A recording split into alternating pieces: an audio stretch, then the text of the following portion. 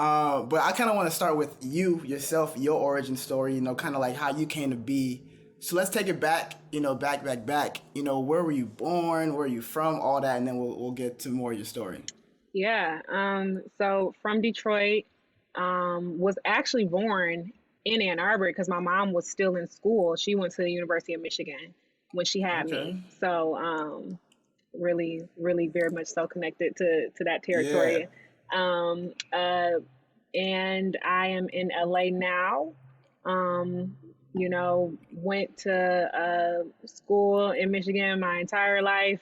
All my family is from Michigan. Mm, And it was just really like a big faith jump to come out here because I don't have family out here or anything like that. okay.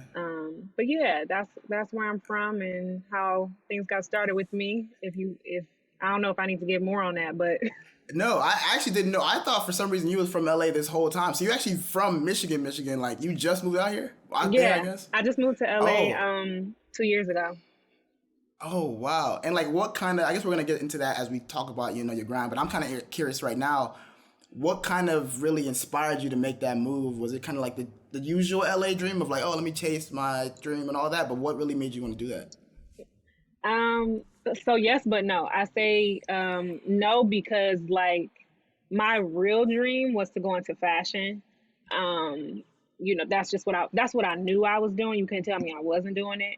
Okay. And that's just not what God wanted me to do. And I remember him telling me like your vision for yourself is so much smaller than what I have for you. And Mm, he just kept humbling me repetitively to the point where I was like very tired. And I kept saying like, okay, I'll let it go, but I didn't really let it go until like 2016. When I let all of that go, he started showing me Exalt Management. He showed me it at its biggest, not yeah. my next steps to take or like how the journey would look. It was the mountain. So I'm like, okay, so you want me to work with purpose driven athletes and entertainers? Interesting, because I'm not a sports fan and I'm not a pop culture fan. And I feel like Mm, you need to be those things to do that type of thing. yeah. It literally just did not connect with me. And I had people speak that over me for years and I was just kind of running from it because I wasn't able to connect with it. It didn't Mm-hmm. excite me and I didn't want to do it, honestly.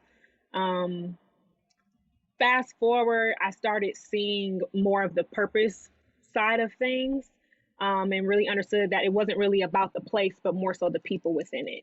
Mm-hmm. The place being LA, the place being the entertainment industry, the place being a football field or a basketball court or an arena. It's not Yeah. about that for me. It's about the people that are influencing everybody else in Gotcha. that space with them. And Yeah. so once I was able to like uh, start really seeing like, okay, I'm really being used as a vessel in this space. Mm-hmm. And working with these people from the inside out, it was like, okay, cool. This is aligned with what I like. I like to read my books. I like to meditate.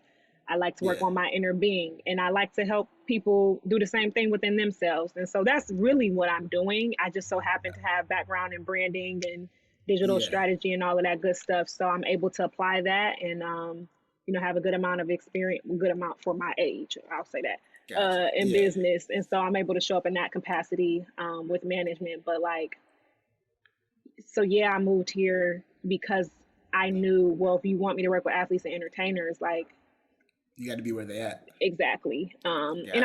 I just felt the conviction to make the jump. Okay. Cool. You said a lot there. I kind of want to break down like a little, like almost everything you said. So first of all, going back to the fashion thing, right? When you were going to, I guess maybe high school, I don't know where this came to you, but like let's say University of Michigan, were you kind of going there like knowing you're going to pursue this fashion career route? Like Oh how yeah, how did that go about? So absolutely. you really, so you was going to school like I'm going to school for fashion. So U of M doesn't have, or didn't at the time, have a fashion track. So it was like, well, I'm going to do whatever I can that makes the most sense. So at the time, it was like, well, I'm going to go to Ross School of Business, and then I'm going to become a fashion merchandiser and a fashion buyer. And I remember having this goal of like making like, you know, my end all be all. I wanted it to be like 300K a year or something like that. Like I remember specifically having that number that career path, and I was like, I'll eventually design X, Y, and Z, because I had designed my homecoming dresses like years in a row in high school. I made my prom dress, and so I just knew that I was doing that. And then I Okay. also, got involved with Noir, which was a fashion organization on campus. And so it was just like, yeah, I'm gonna stay in my space. This is what I'm doing. I'm getting my extracurricular experience, and then I'm gonna go get my business background from the Raw School of Business because it's, Yeah. super The esteemed or top. whatever. And none of Yeah. that happened. Okay, that's really because you said you was making your homecoming dresses. So I'm curious, like when did this fashion like spark get into you? Like what really made you really want to do it? I don't know. I just always liked it. Like I don't even know. Like It just it's just you. I just always liked it. Like I like to be fly, and it's a form of creativity for me, like textures and prints, and from hair to my clothing, to if I'm gonna layer, to my jewelry, to my nails, like I just want it to be fly, and it's a form of creativity for me. So it's just something that I deeply enjoy.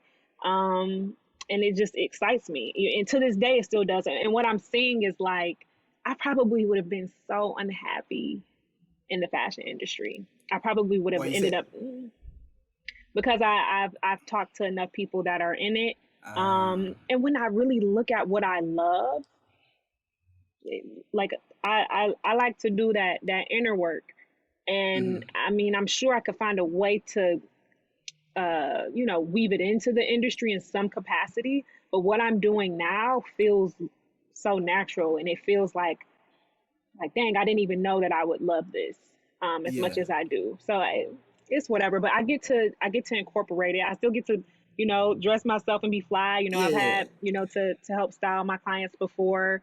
So God had. I remember when I was really trying to let it go. I remember Him whispering to me like, "Don't worry, like it's going to show back up. It's going to come in handy that you know how to do these things. Don't worry about it." And it has. Yeah. So I'm so happy I Got let you. it go. Nah, I can see that. I can see like it's beaming from you.